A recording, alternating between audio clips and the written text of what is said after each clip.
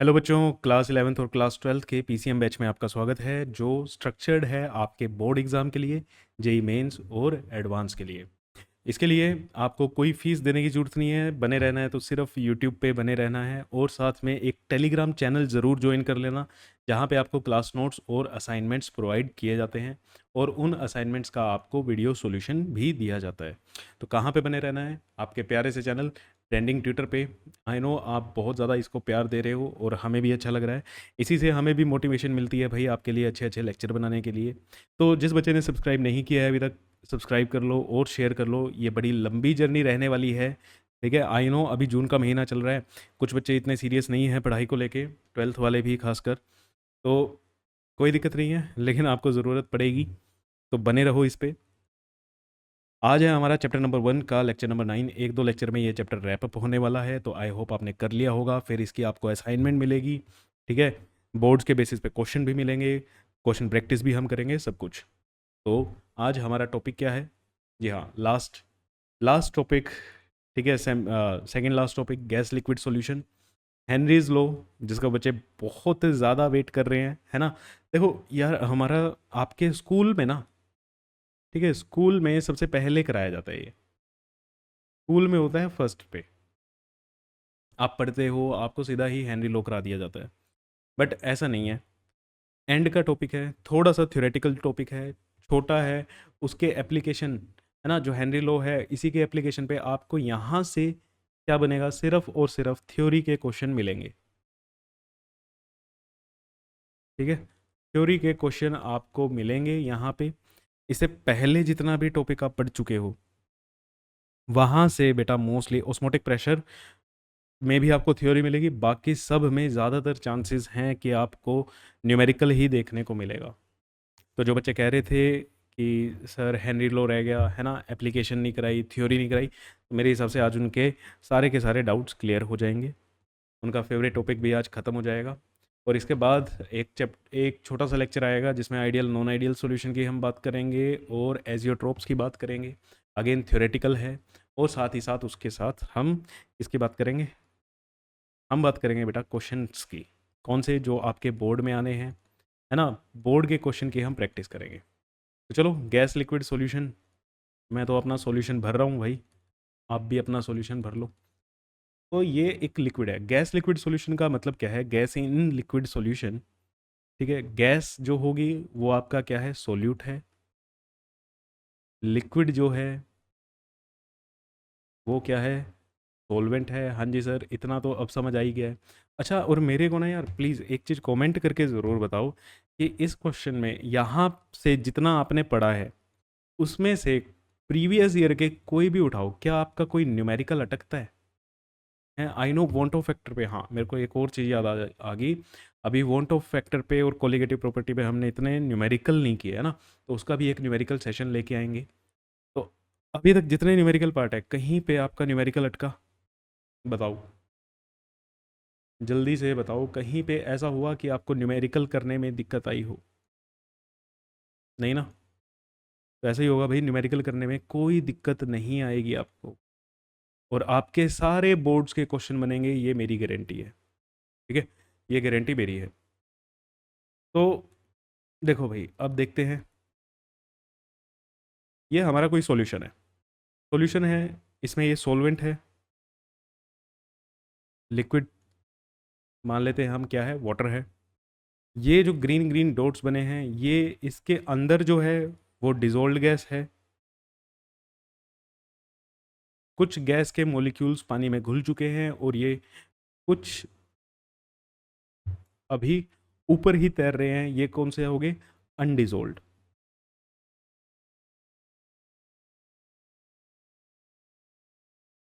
ठीक है। ये क्या हुए, अनडिजोल्व्ड। मीन्स यार आपने गैस को पानी में डाला, ठीक है, गैस को पानी में आपने मिक्स करने की कोशिश की। कुछ मॉलिक्यूल होंगे घुल जाएंगे, कुछ मॉलिक्यूल होंगे नहीं घुलेंगे। थोड़ी देर के लिए आपने मिक्सचर को छोड़ दिया, ये सॉल्यूशन बना के, थोड़ा, है ना। थोड़ी देर में यहाँ पे क्या होगा, एक इक्विलिब्रियम एस्टेब्लिश होगा। यहाँ पे एक इक्विलिब्रियम बनेगा। सर किस किस के बीच में बनेगा? देखो डायनेमिक इक्विलिब्रियम रहता है, किस किस के बीच में बनेगा, ये एक टाइम ऐसा आएगा जितने गैस के मॉलिक्यूल इसमें घुल सकते होंगे उतने घुल जाएंगे, है ना। फिर और अगर कोई घुलने की कोशिश करेगा तो यहाँ से कुछ गैस के मॉलिक्यूल फिर से वापस एस्केप आउट कर जाएंगे लिक्विड को। ठीक है, ठीक है ना। किस किस के बीच में, तो फिर इक्विलिब्रियम किस किस के बीच में बना? अनडिजोल्ड गैस, जो गैस नहीं घुली, और जो गैस घुल चुकी है, डिजोल्ड गैस। यहाँ पे एक इक्विलिब्रियम एस्टेब्लिश होगा, कुछ मॉलिक्यूल घुलते रहेंगे और कुछ मॉलिक्यूल एस्केप आउट होते रहेंगे लिक्विड सॉल्यूशन से। ठीक है, जब यहाँ पे सेचुरेशन आ जाएगा, एक टाइम ऐसा होगा ना बिल्कुल सेचुरेट हो गया, जितने मैक्सिमम घुल सकते हैं उतने घुल गए। जब यहाँ पे सेचुरेशन आएगा, सेचुरेशन मतलब जितनी गैस घुल सकती है उतनी घुल गई। और इस टर्म को जो मैं हिंदी में बोल रहा हूँ इस पे कंसंट्रेट करना भाई, वैसे तो सब कुछ हिंदी में बोल रहा हूँ। क्या? देखो, जितना गैस जितनी गैस पानी में घुलनी थी आपने घोल दी, मतलब सेचुरेशन का तो ये मतलब है मैक्सिमम जितना घुल सकता है वो घुल गया। गैस को छोड़ो यार, चीनी ले लो, ठीक है, सॉलिड लिक्विड सॉल्यूशन की बात कर लो। आपने पानी में चीनी डिजोल्व की, जितनी घुलनी थी घुल गई, है ना, मैक्सिमम वो घुल चुकी है। उस पॉइंट को हम क्या कहते हैं? सेचुरेशन। और बचपन में इसी को तो आपने क्या बोला हुआ है? Solubility sir.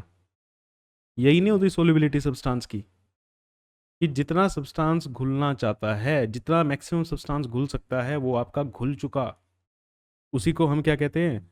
सोल्यूबिलिटी। उसी को हम क्या कहते हैं? सोल्यूबिलिटी।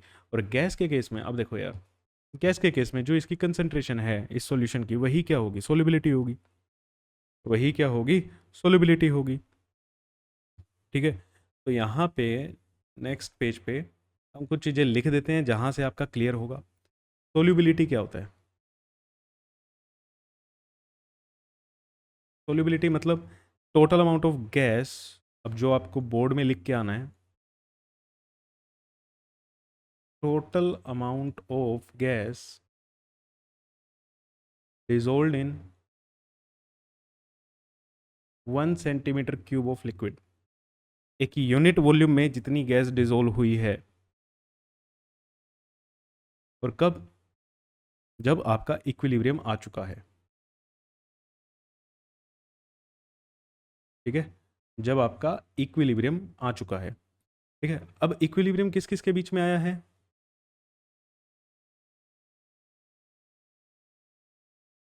इक्विलिब्रियम किस किस के बीच में आएगा? अनडिजोल्ड गैस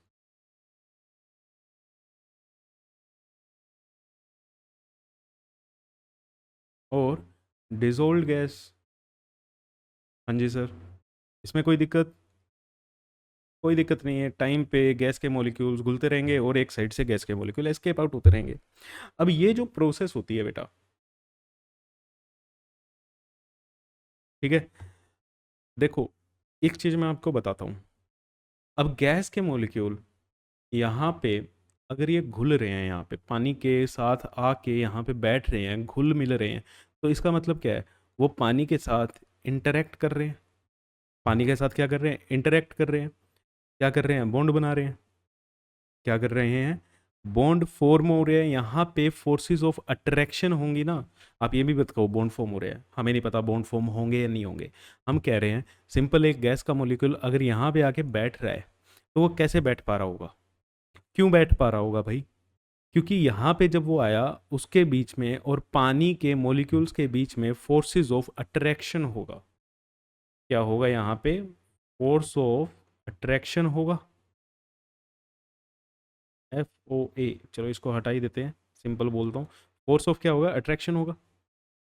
हाँ जी सर। अब जहाँ पे भी अट्रैक्शन फोर्सेस बनते हैं, वो प्रोसेस जो होती है बेटा, वो क्या होती है? एक्सोथर्मिक। मीन्स अनडिजोल्ड से जब डिजोल्ड गैस बनेगी तो यहाँ पे फोर्सेस ऑफ अट्रैक्शन फॉर्म होंगे। सिंपल सी बात है। मैं आपके लिए लिख देता हूँ, if force of attraction forms,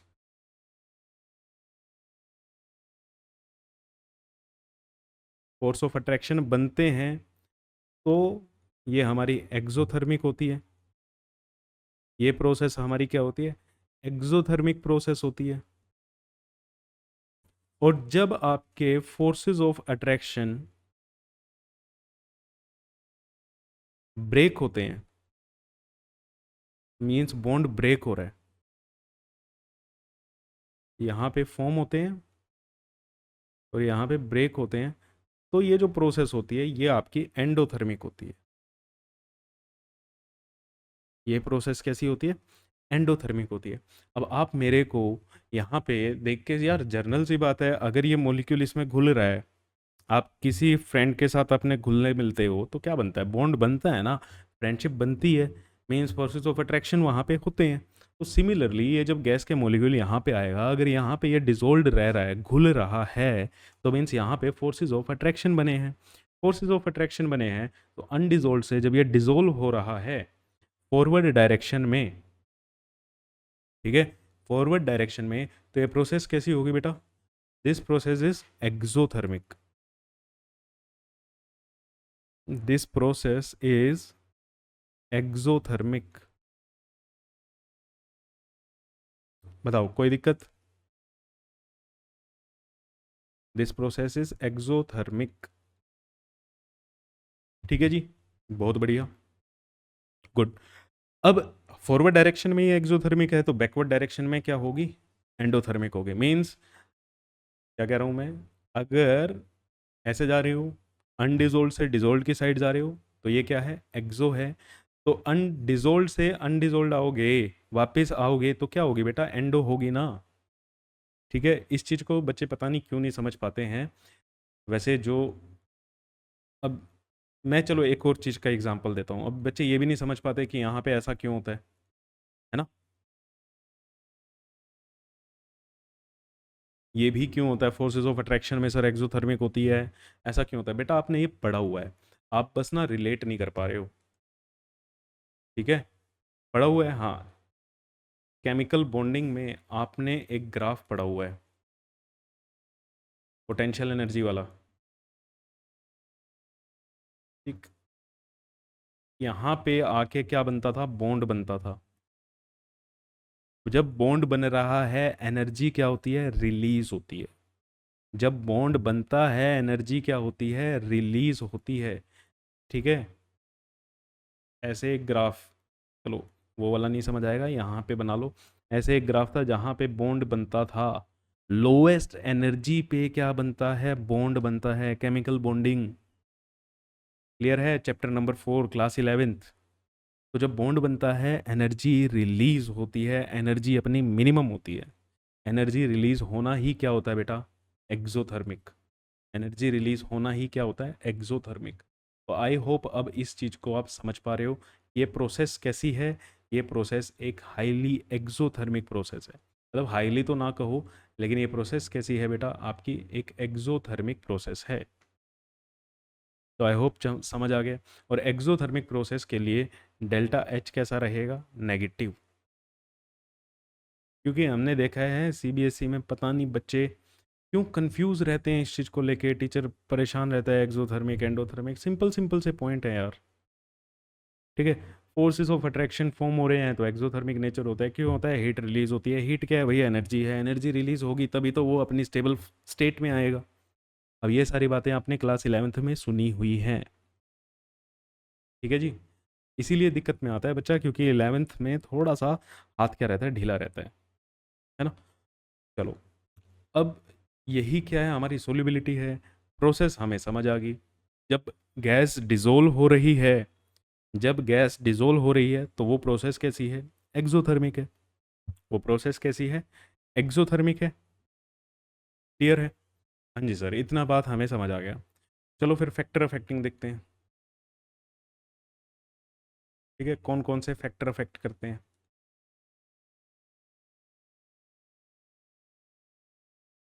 factors affecting solubility.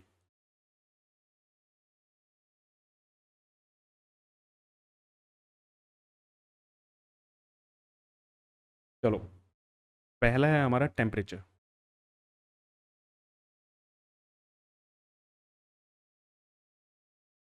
पहला क्या है हमारा? टेम्परेचर। यार देखो, आपने जर्नल चीनी पानी में सबने घोली हुई है ना? कोई ऐसा बच्चा तो है नहीं जिसने चीनी को आज तक पानी में नहीं घोला। अब जनरली एडवाइस क्या किया जाता है, थोड़ा सा पानी को ना हीट अप कर लो, हल्का सा गर्म कर लो यार, पानी जल्दी घुल जाएगी, ज़्यादा भी घुल जाती है ना? पानी को जैसे ही आप गर्म करते हो तो चीनी जल्दी घुलती है, ज़्यादा भी घुलती है। ये चीज़ देखी है? हाँ जी, ये चीज़ देखी है। तो मतलब टेम्परेचर जैसे ही आपने बढ़ाया, सोलिबिलिटी बढ़ गई सर, सोलिबिलिटी बढ़ गई, है ना? किसकी? चीनी की। चीनी क्या है? सॉलिड है। तो सॉलिड की सोलिबिलिटी बढ़ी है लिक्विड में, सॉलिड की सोलिबिलिटी बढ़ी है। अगर आप, हम यहाँ पे क्या पढ़ रहे हैं? गैस की। किसकी सोलिबिलिटी, किसकी बात हो रही है? गैस की बात हो रही है। तो अगर आप टेम्परेचर बढ़ाओगे ना बेटा, आप टेम्परेचर इंक्रीज करोगे, तो सोलिबिलिटी ऑफ गैस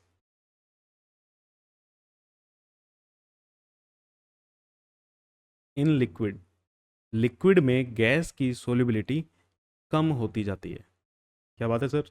चीनी तो घुल रही थी भैया, चीनी का नेचर है ना, सॉलिड का नेचर और गैस का नेचर अलग है, तभी तो इनको अलग अलग हम पढ़ते हैं। अगर ये एक जैसे ही नेचर के होते तो फिर क्या ही दिक्कत थी यार। तो टेम्परेचर जैसे बढ़ाओगे, solubility of gas in liquid क्या हो जाएगी? कम हो जाएगी। अब यही आपकी हेनरी लॉ में एप्लीकेशन आप लिखते हो, जैसे ये टॉपिक है ना एप्लीकेशन, अब ये एप्लीकेशन में यहीं से क्वेश्चन आ जाता है कि मछलियाँ ठंडे पानी में रहना क्यों पसंद करती हैं। अब एक्वेटिक एनिमल्स, अभी रीज़न देता हूँ, ऐसा ऐसी बात नहीं है कि सर आपने तो सीधा लिखवा दिया, अभी रीज़न देता हूँ, सुनो। अब यहाँ से आपके लिए थ्योरेटिकल क्वेश्चन क्या बनता है ना? जो मछली जल की रानी है वो ठंडे पानी में रहना पसंद करती है, गर्म पानी में रहना नहीं पसंद करती। क्यों? क्योंकि भैया मछलियों को जो ऑक्सीजन मिलती है वो किस में डिजोल्व हुई हुई है? वाटर में। O2 डिजोल्व इन H2O, वहीं से वो सांस लेती हैं गिल्स के थ्रू। हाँ जी सर। अब जैसे ही टेम्परेचर बढ़ेगा, टेम्परेचर बढ़ेगा तो O2 की सोल्यूबिलिटी क्या हो जाएगी? कम हो जाएगी। ऑक्सीजन उनको कम मिलेगी, ऑक्सीजन कम मिलेगी तो ऑब्वियस ही बात है यार, रहने में प्रॉब्लम होगी, तो वो क्यों रहेंगी? और जहाँ पे टेम्परेचर कम होगा, O2 की सोल्यूबिलिटी बढ़ेगी, O2 की सोल्यूबिलिटी बढ़ेगी तो उन्हें, भैया आसपास का एनवायरनमेंट मस्त है, ऑक्सीजन खुलेआम मिल रही है, ज़्यादा मिल रही है, बढ़िया मिल रही है, सांस लेने में कोई दिक्कत नहीं हो रही है ना, जीवन एकदम बढ़िया से चल रहा है। तो ये आपके थ्योरेटिकल क्वेश्चन है, चाहे आप इसको अब किस हिसाब से ले, एप्लीकेशन ले लो हेनरीज लॉ की। ठीक है बच्चे, तो आगे लिख देंगे, कोई ऐसी बात नहीं है। तो टेम्परेचर बढ़ेगा, सोल्यूबिलिटी क्या होगी? कम होगी। टेम्परेचर बढ़ेगा, सोल्यूबिलिटी क्या होगी? कम होगी। अब ऐसा क्यों? इसका रीज़न,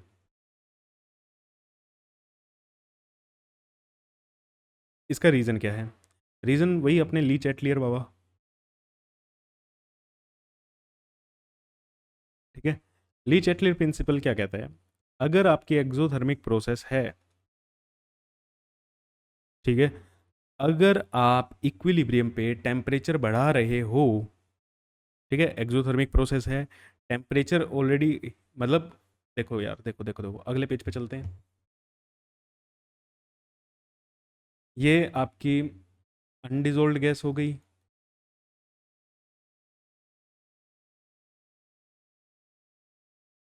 इससे समझ आता है, बहुत बढ़िया है। नहीं समझ आएगा तो कोई बात नहीं, दूसरे तरीके से समझा देंगे।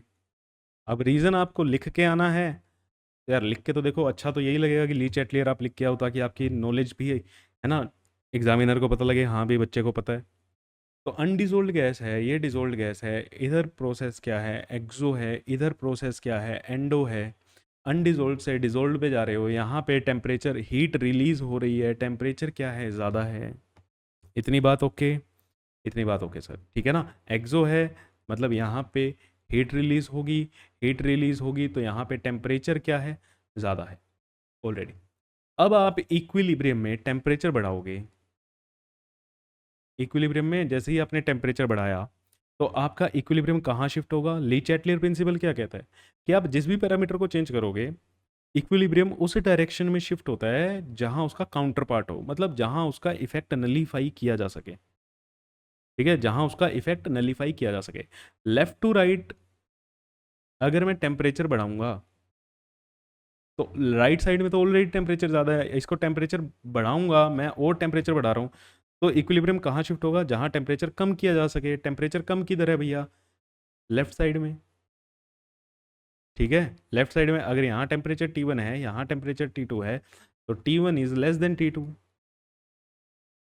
तो इक्विलिब्रियम किधर शिफ्ट होगा, अनडिजोल्व वाली साइड। अनडिजोल्व वाली साइड का मतलब गैसेस डिजोल्व से अनडिजोल्व की तरफ जाएंगी, मतलब गैसेस एस्केप आउट कर रही हैं, मींस सोल्युबिलिटी क्या हो रही है, कम हो रही है।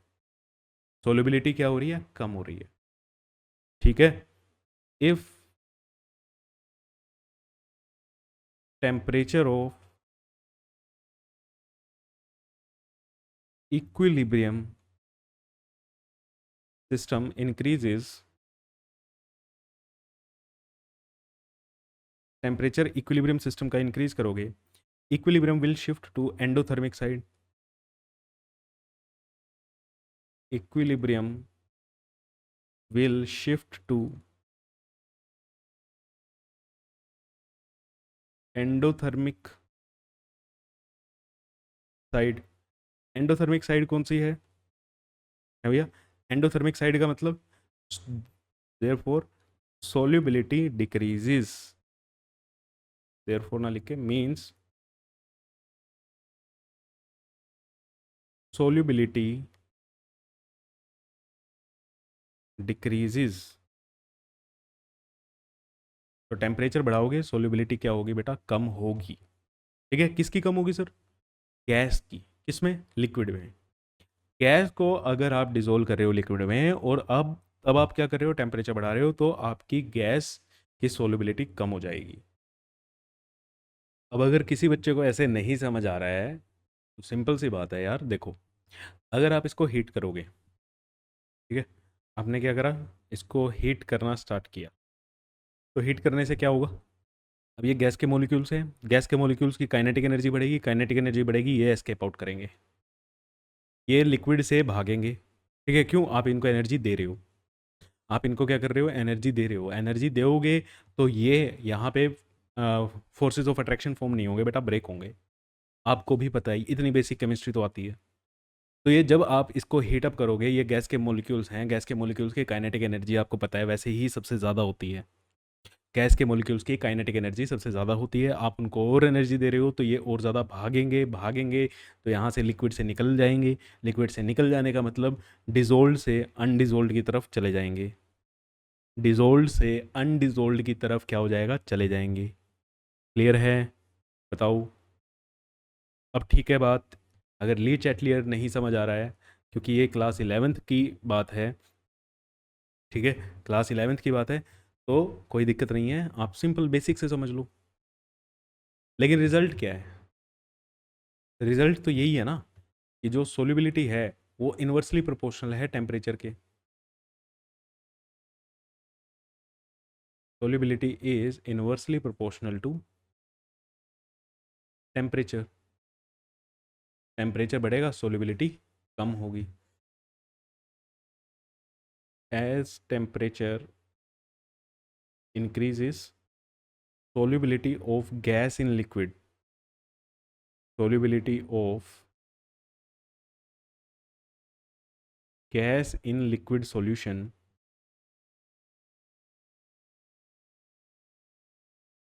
decreases। Gas in liquid solution की क्या हो जाएगी, डिक्रीज कर जाएगी। ठीक है जी, ओके है इतना, चलो बहुत बढ़िया। नेक्स्ट फिर, नेक्स्ट आता है हमारा नेचर ऑफ सॉल्वेंट। नेक्स्ट हम क्या पढ़ रहे हैं, नेचर ऑफ सॉल्वेंट।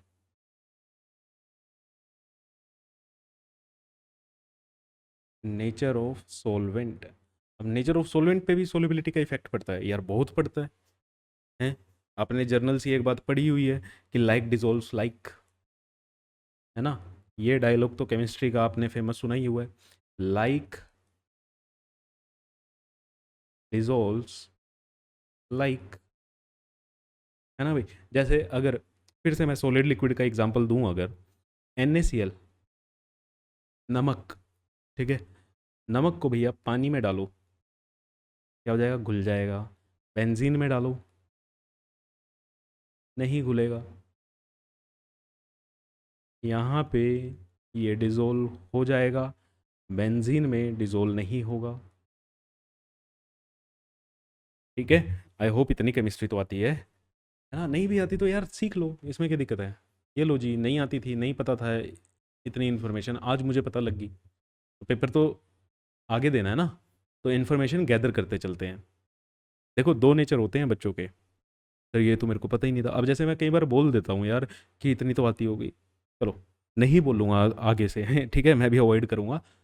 लेकिन अब यहाँ पे दो नेचर क्या होते हैं, एक बच्चा डिमोटिवेट हो जाता है, और एक बच्चे को ये लगता है यार चलो नहीं पता था, कोई नहीं, मेरे को पता होना चाहिए था बट नहीं पता, कोई बात नहीं, आज मुझे पता लग गया तो आगे से मैं ध्यान रखूंगा। तो बेटा सेकंड वाला बनना, ये नहीं कि उदास हो गए बैठ जाओ। ठीक है। NaCl वाटर में डिजोल्व हो जाता है। क्यों डिजोल्व हो जाता है? NaCl आयनिक है, वाटर में भी आयन्स है भैया, H+OH-, वाटर भी पोलर है, ये भी क्या है, NaCl भी क्या है, पोलर है। बेंजीन पोलर नहीं है, बेंजीन पोलर नहीं है। बस इतनी सी बात है। तो वही बात है, लाइक डिजोल्व्स लाइक। अब हम अपनी केमिस्ट्री जो पढ़ रहे हैं, सॉल्यूशन जनरली किस में पढ़ते हैं? वाटर में। हमारे लिए सॉल्वेंट क्या है? अगर कोई सॉल्वेंट ना दे रखा हो, ठीक है, मोस्टली क्या रहेगा आपके लिए? वाटर रहेगा। अदरवाइज आप चेक कर लेना। और वाटर जो है, वाटर कैसा है बेटा? वाटर पोलर है। वाटर कैसा है? पोलर है। तो सोल्यूबिलिटी किसकी ज़्यादा होगी? अब पोलर के अंदर पोलर घुलना चाहेगा। ठीक है, बात समझ आ गई? तो सोल्यूबिलिटी किसकी ज़्यादा होगी? अब सोलवेंट तो हमारा फिक्स हो गया। ठीक है। ओहो, सोलवेंट, सोल्यूट, या सिंपल सिंपल सी बात करो यार, नेचर ऑफ गैस। ठीक है। तो सोल्यूबिलिटी किस गैस की ज़्यादा होगी? अब सोलवेंट क्या है हमारा? पोलर है। तो गैस भी जोन सी पोलर हो, जो गैस पोलर होगी उसकी सोल्युबिलिटी क्या होगी? ज़्यादा होगी। किससे? नॉन पोलर गैस से। सिंपल है ना? क्यों? क्यों ज़्यादा होगी? भैया पोलर पोलर में आपस में इलेक्ट्रोस्टैटिक फोर्स ऑफ अट्रैक्शन हो जाएगा ना यार। है भैया, पोलर मॉलिक्यूल, अगर ये एक पोलर गैस है, इसके यहाँ पे नेगेटिव, यहाँ पे पॉजिटिव, तो वाटर का नेचर भी क्या है? पोलर है। तो पोलर पोलर में यहाँ पे क्या बन जाएंगे? ये क्या बन जाएगा आपका? Electrostatic force of attraction. Physics पढ़ी है, इलेक्ट्रोस्टैटिक फोर्स ऑफ अट्रैक्शन। जबकि नॉन पोलर में ये नहीं बनेगा या बहुत ज़्यादा वीक होगा। ठीक है। इलेक्ट्रोस्टैटिक फोर्स ऑफ अट्रैक्शन यहाँ पे क्या रहेगा? स्ट्रॉन्ग रहेगा। ऐसा लिखते हैं, इलेक्ट्रोस्टैटिक फोर्स ऑफ अट्रैक्शन यहाँ पे क्या रहेगा बेटा? स्ट्रॉन्ग रहेगा। ठीक है जी। अब पोलर कौन से होते हैं, नॉन पोलर कौन से होते हैं, ये चीज़ें आपने पढ़ी हुई हैं। ठीक है। पोलर कैसे चेक करते हैं और नॉन पोलर को कैसे चेक करते हैं, ये आपने पढ़ी हुई है। जैसे अगर हम बात करें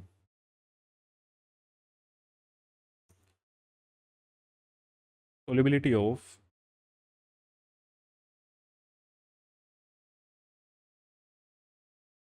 CH4 and SO2 in water, methane और सल्फर डाइऑक्साइड गैस ली।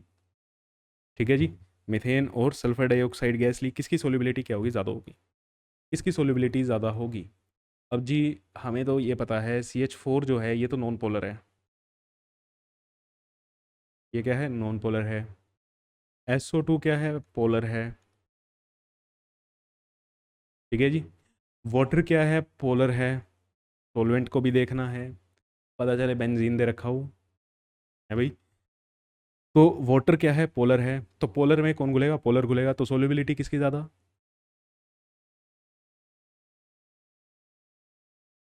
ऐसे लिखते हैं इसको, SO2 की सोल्युबिलिटी, SO2 की जो सोल्युबिलिटी है वो ज़्यादा होगी CH4 से।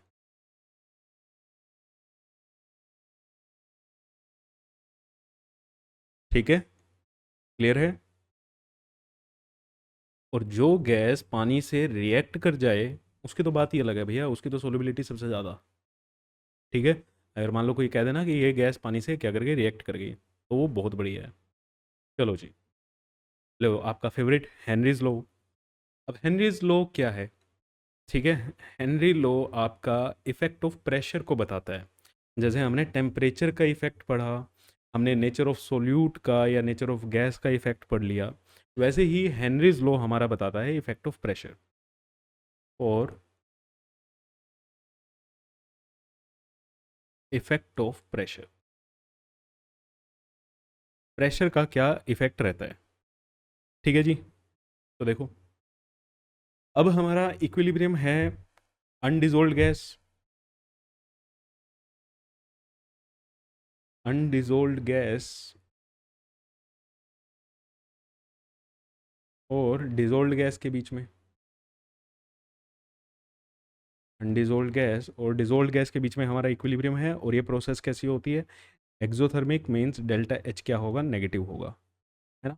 तो according to Le Chatelier principle, अच्छा चलो उससे पहले मैं बता दूं, अनडिजोल्ड गैस में, ठीक है, अनडिजोल्ड गैस में जो गैस के मॉलिक्यूल्स होते हैं, गैस के मॉलिक्यूल्स यहाँ पे ज़्यादा होते हैं। ऑब्वियस ही बात है यार, आप किसी गैस को मिक्स कर रहे हो, ये थोड़ी है ज़्यादा ज़्यादा मिक्स हो जाएगी, नहीं, इतनी ज़्यादा मिक्स नहीं होती गैस। और डिजोल्ड गैस में गैस मॉलिक्यूल्स क्या होते हैं, कम होते हैं। गैस मॉलिक्यूल्स क्या होते हैं, कम होते हैं। ठीक है जी, ओके वेरी गुड। अब ली चैटलियर प्रिंसिपल क्या कहते हैं? According to Le Chatelier principal,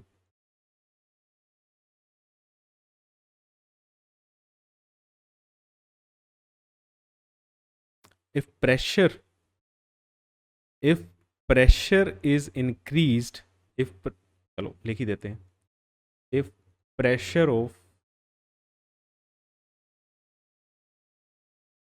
equilibrium system, pressure of equilibrium system is increased, then equilibrium will shift, equilibrium will shift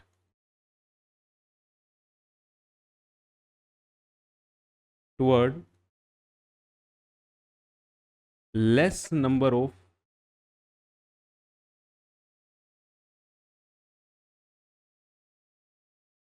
molecules, toward less number of moles, लिख लो, definition में आप moles लिख के आओगे ज़्यादा अच्छा लगेगा, मोल्स ऑफ गैस। ठीक है, अगर तुम प्रेशर बढ़ाओगे तो इक्विलिब्रियम वहाँ पे जाएगा जिस साइड गैस का गैस के मॉलिक्यूल्स क्या हैं, कम है, जिस साइड गैस के मॉलिक्यूल्स क्या हैं, कम है। और गैस के मॉलिक्यूल्स कम कहाँ पे दिखाई दे रहे हैं? गैस के मॉलिक्यूल्स कम कहाँ पे दिखाई दे रहे हैं भाई? फॉरवर्ड डायरेक्शन में, अनडिजोल्व वाली साइड।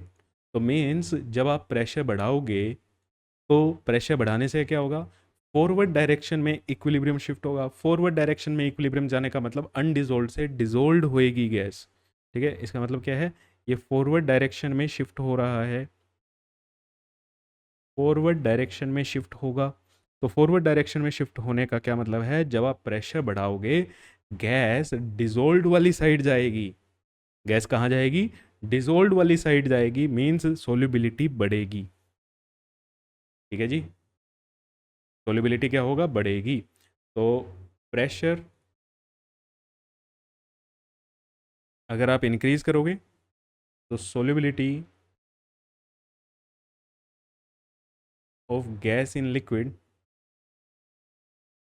अब देखो मैं पूरा पूरा लिखता हूँ, कंप्लीट लिखता हूँ, उसका रीज़न है भैया, आप आधी चीज़ें पढ़ जाते हो, फिर क्वेश्चन, लॉजिकल क्वेश्चन जो आता है ना उसमें आप उलझ जाते हो। पूरी चीज़ें पढ़ा करो एक तो। ठीक है, किसकी बात हो रही है? तो प्रेशर बढ़ा, solubility of gas in liquid बढ़ी। ठीक है जी, ये था हमारा ली चैटलियर प्रिंसिपल के अकॉर्डिंग। अब किसी को यहाँ से नहीं समझ आ रहा है, फिर से यार इधर आ जाओ। अब आप क्या करो, यहाँ पे, ठीक है, यहाँ पे आपने क्या ली, एक पिस्टन ली, पिस्टन से इसको कंप्रेस करने की कोशिश करो। प्रेशर अप्लाई करना मतलब आप प्रेशर अप्लाई कर रहे हो, मीन्स इसको दबा रहे हो।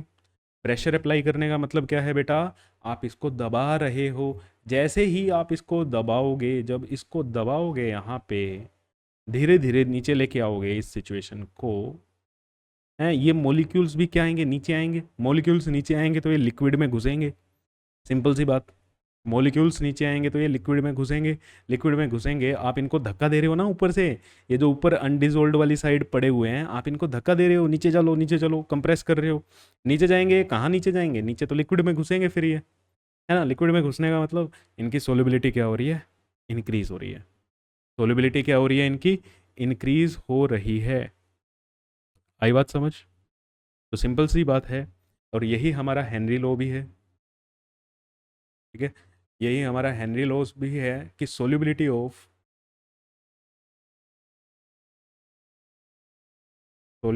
Gas is directly proportional to pressure.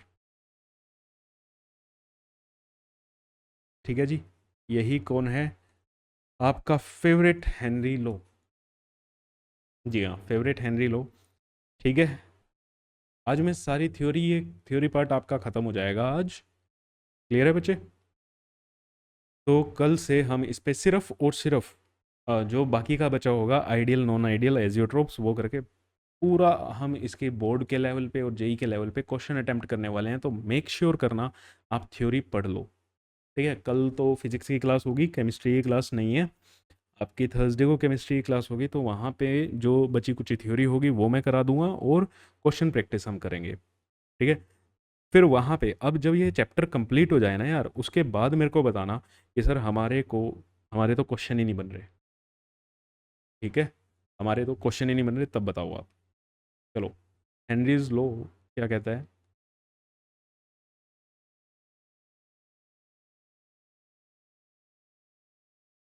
Henry law क्या कहता है? Total pressure of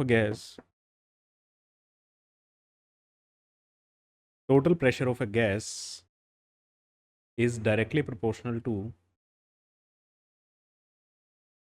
total pressure of a gas is directly proportional to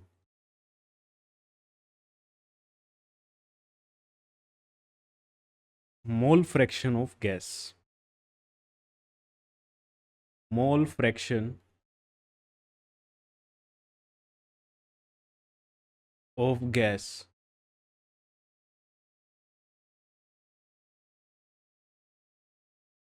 अब ये मोल फ्रैक्शन क्यों लिया? ये सिंपल सी बात है यार, जितने मॉलिक्यूल्स यहाँ पे मिक्स होंगे उसकी बात हो रही है। अब वो मॉलिक्यूल्स को हमने मोल फ्रैक्शन की टर्म में क्या किया, काउंट किया, ठीक है। मोल फ्रैक्शन की टर्म में काउंट किया है, तो pressure of gas is directly proportional to mole fraction of gas. और जैसे ही यहाँ से आप प्रोपोर्शनैलिटी का साइन हटाओगे, इक्वलिटी का साइन आएगा, तो एक कांस्टेंट आएगा के एच, और मोल फ्रैक्शन ऑफ गैस। अब यहाँ पे जो ये के एच कांस्टेंट है, इसको हम कहते हैं हेनरीज कांस्टेंट। इसको हम क्या कहते हैं, हेनरीज कांस्टेंट,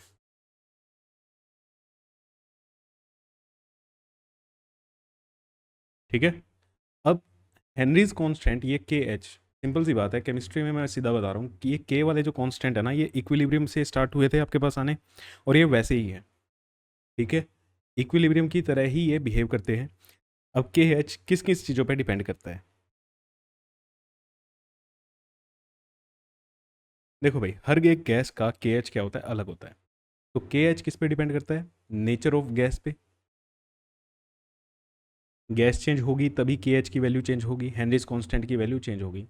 अब दूसरी चीज़ किस पे डिपेंड करेगा, देखो इक्विलिब्रियम कांस्टेंट किस पे डिपेंड करता था, सिर्फ और सिर्फ टेम्परेचर पे डिपेंड करता था। तो के एच भी किस पे डिपेंड करेगा, टेम्परेचर पे डिपेंड करेगा। इन दो चीज़ों पे आपका हेनरीज कांस्टेंट डिपेंड करता है, बाकी किसी चीज़ पे डिपेंड नहीं करता। क्लियर है? Okay, very good. अब इस फॉर्मूले को आप बड़े ही अजीबोगरीब तरीके से जितना मर्जी लिख सकते हो। कैसे कैसे कैसे लिखा जा सकता है जी फॉर्मूला? देखो, हमारा फॉर्मूला क्या है, pressure of gas is equal to के H of gas into mole fraction of gas. तो यहाँ से आप के एच की वैल्यू, मोल फ्रैक्शन की वैल्यू डाल सकते हो, इक्वल टू के H of gas. Mole fraction of gas कैसे लिखोगे? Number of moles of gas upon number of moles of gas plus number of moles of solvent. यहाँ से ऐसे लिखा जा सकता है। तो आपको कोई भी वैल्यू दी हो, है ना, कोई भी वैल्यू दी हो, कंसंट्रेशन टर्म्स के साथ आपको खेलना बहुत सिखाया है मैंने। कंसंट्रेशन टर्म्स पे हमने काफ़ी क्वेश्चंस किए हैं, ठीक है जी। तो वहाँ से आप कर सकते हो P G pressure of gas is equal to के H into mole fraction of gas. अब एक चीज़ देखना, X G is equal to P G pressure of gas upon Henry's constant. अगर हम यहाँ पे प्रेशर ऑफ गैस कांस्टेंट रखें, if pressure of gas is constant,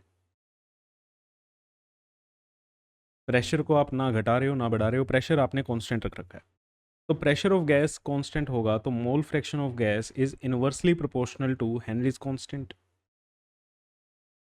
बहुत इंपॉर्टेंट फॉर्मूला है, बहुत इंपॉर्टेंट रिलेशन है, ठीक है। जितने स्टार मार्क करने हैं कर लेना। अब मोल फ्रैक्शन क्या है, इसको पढ़ना सीखो। क्या है mole fraction of gas? Mole fraction of gas का मतलब कितने मॉलिक्यूल गैस के लिक्विड में डिप्ट हैं। बात समझ आई? मतलब मोल फ्रैक्शन ऑफ गैस डिजोल्व होगी तो ये मोल फ्रैक्शन की वैल्यू क्या आएगी? ज़्यादा आएगी। मोल फ्रैक्शन की वैल्यू क्या होगी? ज़्यादा होगी। जितनी ज़्यादा डिजोल्व होगी मोल फ्रैक्शन उतना ज़्यादा होगा, ठीक है जी। तो मोल फ्रैक्शन को ही आप क्या कह सकते हो? यहाँ से सोल्यूबिलिटी कह सकते हो। इसको कैसे आप माप सकते हो? सोल्यूबिलिटी, कितनी गैस आपकी डिजोल्व है। समझ आई बात? तो इसका कंक्लूजन क्या निकला? यहाँ से मेरा कंक्लूजन क्या निकला? मुझे दो चीज़ें पता चली कि जो मेरी सोल्यूबिलिटी है, सोल्यूबिलिटी ऑफ गैस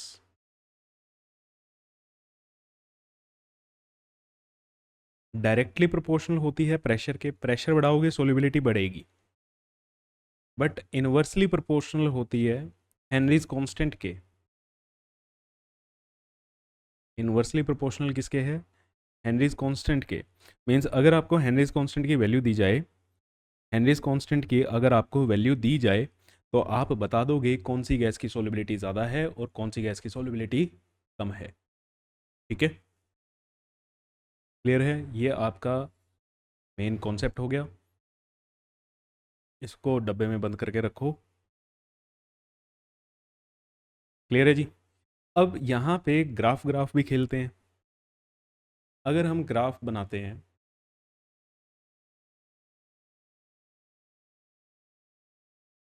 किस किस के बीच में? प्रेशर और मोल फ्रैक्शन के बीच में। प्रेशर और मोल फ्रैक्शन के बीच में। तो ये ग्राफ कैसा होगा?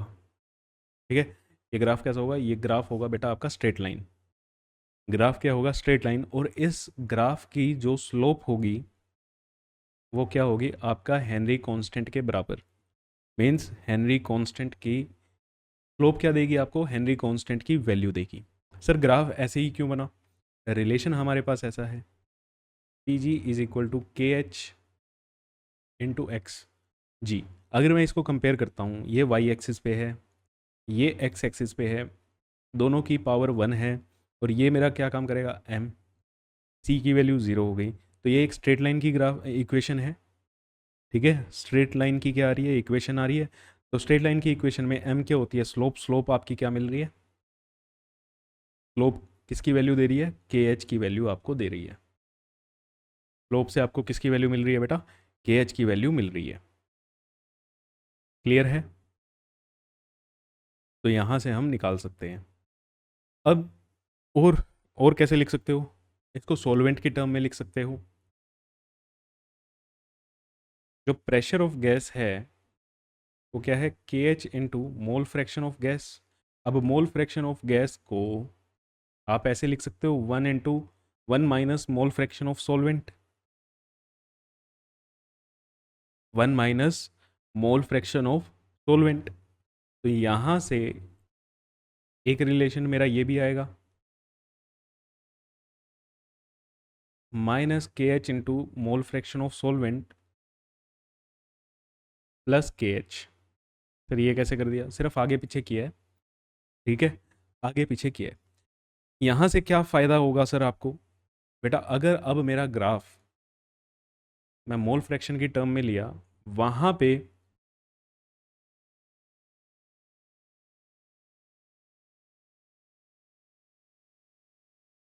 पी जी, और इस बार हम ले रहे हैं मोल फ्रैक्शन ऑफ सॉल्वेंट की टर्म में। सॉल्वेंट के मोल फ्रैक्शन के साथ अगर मैं ग्राफ बनाता हूँ तो मेरी ग्राफ कैसा बनेगा, ठीक है, ग्राफ पहचानने आपको आने चाहिए। ग्राफ इस बार मेरा ये बनेगा, स्लोप, देखो अब ये इक्वेशन कैसे बन रही है, ये है हमारा वाई एक्सिस पे, ये है हमारा एक्स एक्सिस पे, एक्स के साथ Y is equal to minus M plus C. ये जो वैल्यू है ये किसकी वैल्यू है, के एच की वैल्यू है। स्लोप इस बार नेगेटिव है, स्लोप इस बार क्या है आपकी, नेगेटिव है। क्लियर है, ठीक है जी। अगर सर एक से ज़्यादा गैस डिसोल्व कर दें तो क्या होगा, एक से ज़्यादा गैस डिसोल्व कर दो तो कोई बात नहीं है, नंबर ऑफ मोल्स पे फ़र्क पड़ेगा, ठीक है, नंबर ऑफ मोल्स पे आपका फ़र्क पड़ेगा और तो कुछ भी नहीं होगा। क्लियर, तो ये था आपका हेनरीज कांस्टेंट, या सॉरी हेनरीज लॉ। यहाँ पे आपका हेनरी लॉ पूरा होता है, ठीक है। अब इसकी बची हुई है एप्लीकेशन। अब क्या बचा है इसका, एप्लीकेशन वाला पार्ट पड़ा है। एप्लीकेशन वाला पार्ट जो है वो पूरा का पूरा आपका थ्योरेटिकल है। यहाँ तक अगर किसी बच्चे को कोई चीज़ ना समझ आई हो तो कमेंट सेक्शन में लिखो, ठीक है, या डाउट ग्रुप में पूछो, स्लाइड की स्क्रीनशॉट लेके आप कमेंट सेक्शन में या डाउट ग्रुप में पूछ सकते हो कि मुझे यहाँ पे ये चीज़ नहीं समझ आई, ठीक है बेटा। चलो अब हम देखते हैं, अच्छा कुछ इस पे अब मैं आपको बताता हूँ थ्योरी क्वेश्चन कैसे बनता है, और फिर हम एप्लीकेशन वाला पार्ट जल्दी से ख़त्म कर देते हैं। जैसे थ्योरी क्वेश्चन इस पे बन जाता है सिग्निफिकेंस, ठीक है जी, सिग्निफिकेंस पूछ लिया जाता है इसका, हेनरीज कांस्टेंट का।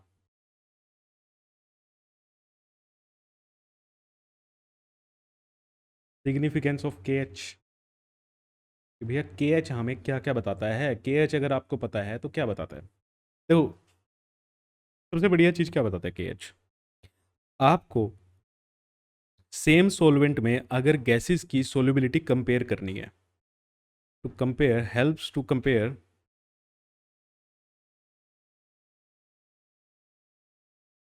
helps to compare relative solubility of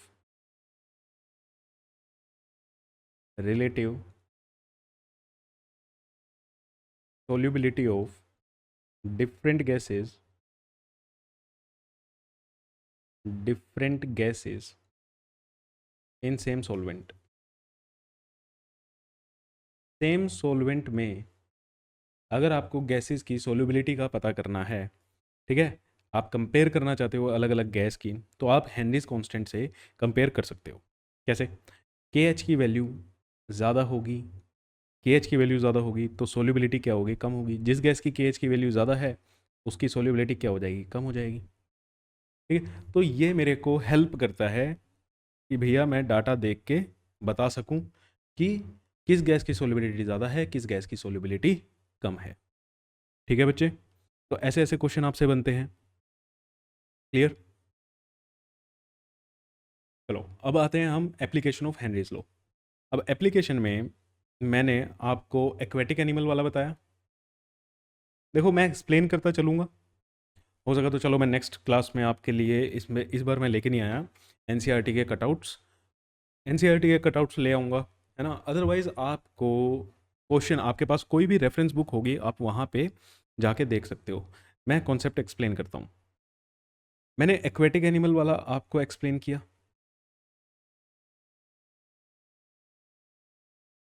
aquatic animals जितने भी हैं वो लो टेम्परेचर पे रहना पसंद करते हैं, more comfortable at low temperature. अब वैसे ये हेनरीज लॉ में नहीं आएगा, लेकिन मैं सारा का सारा एप्लीकेशन वाला पार्ट कवर कर रहा हूँ। Aquatic animal more comfortable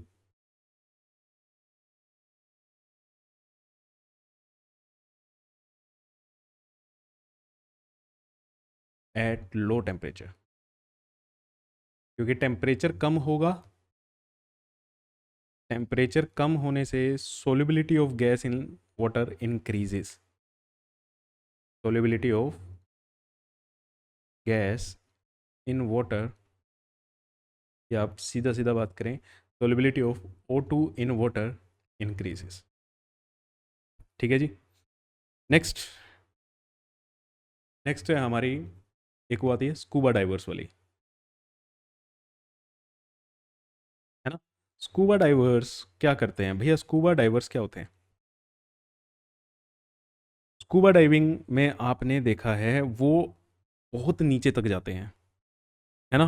scuba divers क्या करते हैं? पानी में बहुत ज़्यादा नीचे तक जाते हैं। अब जैसे आप अंडर वाटर, ठीक है, जाओगे, अंडर वाटर जैसे आप जाओगे, अंडर वाटर जितना नीचे जाते जाओगे बेटा, प्रेशर उतना ही क्या होता जाएगा? बढ़ता जाएगा। प्रेशर उतना ही क्या होता जाएगा? बढ़ता जाएगा। अब सर प्रेशर बढ़ने से क्या होता है? देखो, प्रेशर बढ़ने से हमें पता है सोल्यूबिलिटी इंक्रीज करती है। Pressure is directly proportional to solubility, ये हमें पता है। हाँ जी सर, ये हमें पता है। तो जो हमारे ब्लड में, जैसे हम अब एयर इनटेक करते हैं, एयर के अंदर नाइट्रोजन भी सबसे ज़्यादा होती है। नाइट्रोजन हमारे ब्लड में सोल्यूबल नहीं है इतनी, लेकिन जब आप अंडर वाटर जा रहे हो, प्रेशर बढ़ रहा है, प्रेशर बढ़ रहा है, सोल्यूबिलिटी बढ़ रही है, means solubility of nitrogen in blood increases. Sir यहाँ पे पर्टिकुलरली आप नाइट्रोजन की ही बात क्यों कर रहे हो? स्कूबा डाइवर्स में तो हमने सोचा था वो क्या करते हैं, हीलियम वाला टैंक यूज़ करते हैं ना। तो वो किस रीज़न से होता है, अभी धीरे धीरे हम वहाँ पे पहुँच जाएंगे। Solubility of N2 in blood increases,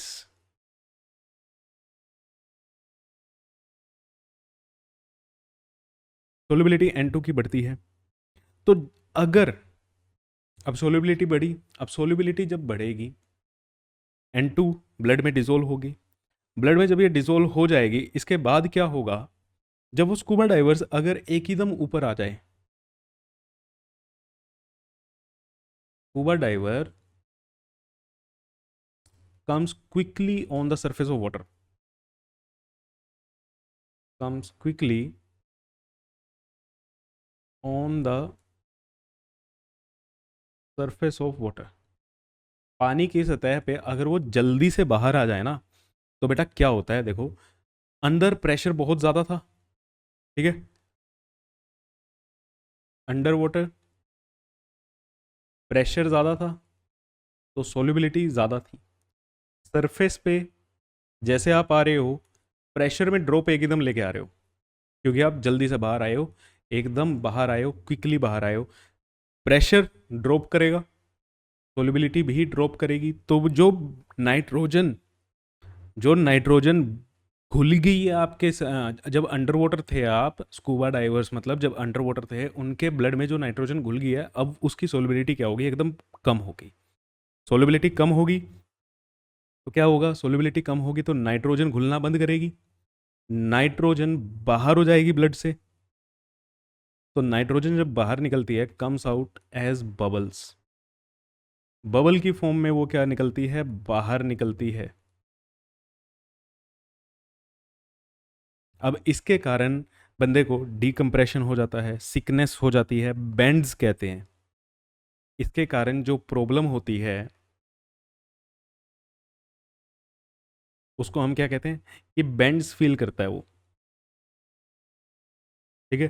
काफ़ी ज़्यादा पेनफुल सिचुएशन होती है, बहुत ज़्यादा पेनफुल सिचुएशन होती है, ठीक है। अब इसको, इसका सॉल्यूशन क्या है भैया? जल्दी जल्दी मत आओ। इसका सॉल्यूशन क्या है? जल्दी जल्दी मत आओ, धीरे धीरे आओ, ताकि प्रेशर में ड्रॉप एकदम ना आए। प्रेशर में ड्रॉप एकदम नहीं आएगा तो आपकी जो नाइट्रोजन है वो धीरे धीरे धीरे धीरे आउट हो जाएगी। अब धीरे धीरे आउट होगी तो आपको बेंड्स की दिक्कत इतनी ज़्यादा नहीं आएगी। क्लियर है? तो क्वेश्चन यहाँ से पूछे भी जा सकते हैं कि अगर स्कूबा डाइवर्स को बेंड की कंडीशन अवॉइड करनी है तो उन्हें क्या करना चाहिए? तो उन्हें धीरे धीरे सरफेस पे आना चाहिए। एक ही दम जल्दी भाग के आओगे तो फिर तो भैया दिक्कत होगी, ठीक है। बेंड्स भी हो सकती है, एक और मैं बताता हूँ आपको, नाइट्रोजन नार्कोसिस भी हो सकता है। एक और चीज़ होती है, बेंड्स में पेन होता है, एक होता है नाइट्रोजन नार्कोसिस।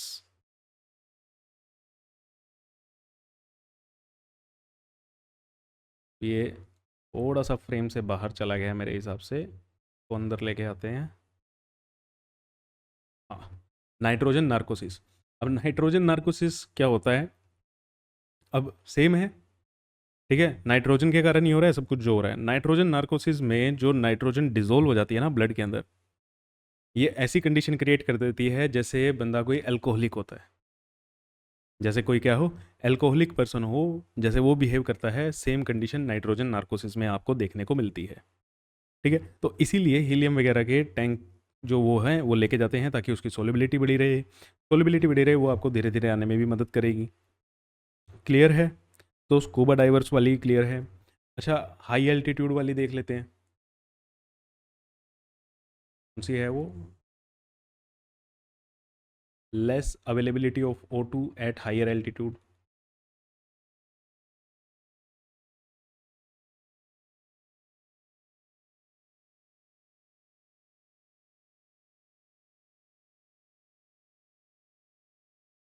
तो इसमें तो मेरे हिसाब से कोई ज़्यादा दिक्कत की बात नहीं है।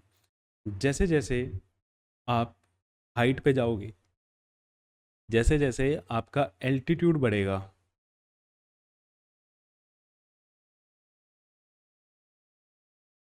मीन्स हाइट बढ़ेगी, ठीक है, पार्शियल प्रेशर ऑक्सीजन का कम होता जाएगा।